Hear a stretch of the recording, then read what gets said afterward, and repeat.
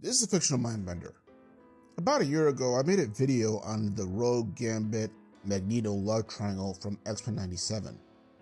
And since then, the responses have been, let's just say, intense. Some people loved the breakdown, while others hated it. And after reading comments over time, I came to realization that the Rogue-Magneto relationship in X-Men 97 pissed people off for a reason that a lot of them don't want to admit to. It wasn't about the writing, it wasn't about the story, it was about us and the one sexual boundary that our progressive society still can't handle and tries to police. And yes, I know it's just a cartoon, believe me, I know. But also too, in today's society, sometimes animation reveals a lot more about our cultures than we think, as well as the hypocrisies that we pretend not to have. Because we live in a country where a huge portion of people pride themselves on respecting sexual freedom. You want a one-nighter? Cool. A threesome? Go for it. Do an OnlyFans? Knock yourself out. Make that money. You're into a certain race, gender, or sexual identity? Rock your shit. Straight, bi, gay, trans, do your thing. It doesn't matter. It's your thing. And no one can tell you otherwise. This same group loves to say, quote, we're not conservative anymore in this country, that we're progressive and open-minded. And yet, there's one area that all that freedom suddenly hits a conservative brick wall. Mixed age relationships between consenting adults. And no, don't even drag minors into this. I'm talking about adults here. Two grown people who aren't the same age, but yet choose to be intimate, whether casually or semi-seriously, and again are grown adults. Suddenly, this becomes cringe. Suddenly, the younger person isn't mentally developed, quote unquote. Suddenly, the older person is, quote unquote, manipulative or coercive because they have more life experience or financial stability. But wait a minute. What happened to respecting others' choices? What happened to respecting their agency and their intelligence? Why are younger adults considered smart, progressive, independent, with agency until they choose to date someone who's older? Why does their agency only count when it fits someone else's comfort zone?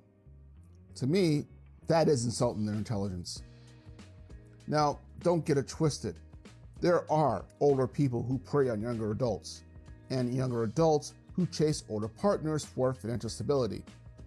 The negatives of this go both ways. And speaking as someone who has dated older and younger people, when people are serious, yes, the age difference does show up biologically, socially, emotionally, and so on. But honestly, every relationship has its own challenges, and age is just one variation of that. Because also too, keep in mind that the arguments against this were the same ones thrown at people when they wanted to do mixed race relationships, same gender relationships, people who wanted to change their sexual identity and so on. All the same arguments were still applied, just against who was different. And all this brings me back to Rogue and Magneto, because their relationship didn't start from trauma. It started from conversations, ideas, and visions for the future. Rogue was already an adult at that time, and Gambit wasn't even in the picture yet. And after an accident where they touched and nothing happened, things went sexual.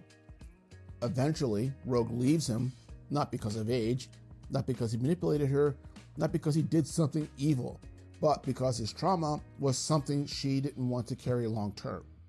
Rogue made an adult choice with her agency.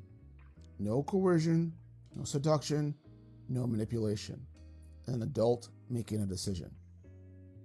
Was the story beat forced in the series? 100% absolutely. No argument there. But in and of itself, it was also human. Two of the loudest arguments that I've basically seen, I saw in the comments, were that the relationship was forced and unnecessary, and on the opposite side of that, ignore who's upset about this because they're not real fans in the first place. All that being said, however, X-Men 97 is art, and art reflects the society that it comes from. And what's fascinating is that the show mirrors both the 90s, when people were pushing sexual boundaries so that they explore their sexuality more, and today, where people are even freer to explore those identities and desires, while at the same time still wrestling with a conservative impulse to create social rules that try to keep everything in its proper lane. And maybe that's my real takeaway from all this, from all the reactions that I've seen. We say we want freedom. We say we respect choice. But the moment someone's choice makes us uncomfortable, suddenly the rules change. This is the Fictional Mindbender. Have a good day.